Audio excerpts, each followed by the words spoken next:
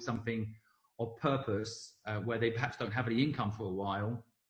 And so, yeah, I mean, it's for me, it's about really waking people up from the matrix is sometimes how I explain it. Absolutely love that.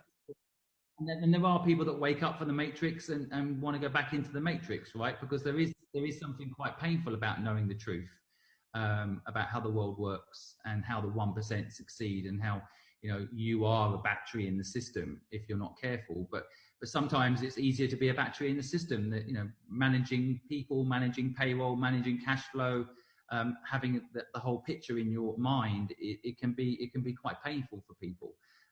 But I personally think there's no better way to live.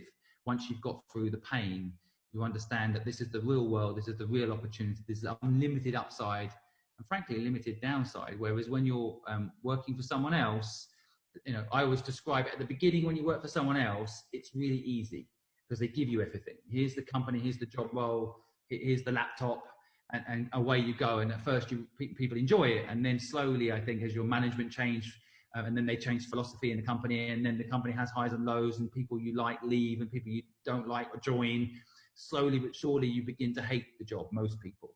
And so I think entrepreneurship is exactly the opposite. It's really painful at the beginning. No one gives you a laptop, no one gives you clear direction, and it's really hard. But as time goes on and you're in control of what happens day to day, 2, 3, 4, 5 years from now, if you're still in business, it's an amazing feeling. But a lot of people just can't push through that mental barrier. But I think it's also because of education. I think the education system, we all know, was designed really to make factory workers go work in the Ford factory plant and be able to afford to buy a Ford car. So a lot of the time, you know, you're given just enough to be dangerous, but you're not given enough to be a good chef. You know, you're not completely woken up. For example, you're not taught about purpose. You're not taught about meaning.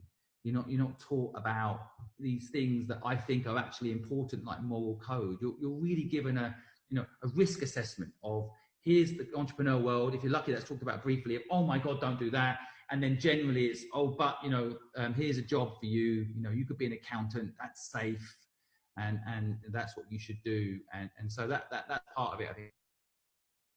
I love that sign about the matrix, and that people are sort of used to that thing, sort of like your mum and dad have gone to get a job, and it's like passed down through the sort of generations, where this whole thing that's happened, and sort of so that's, you know, it's really resonated with me actually, because, you know, I've been in that, I'm doing that, but I've been lucky enough to, well, over the last probably 7 or 8 years really, where I've really started to shape where I want to be. But it's a lot harder, like you say, within a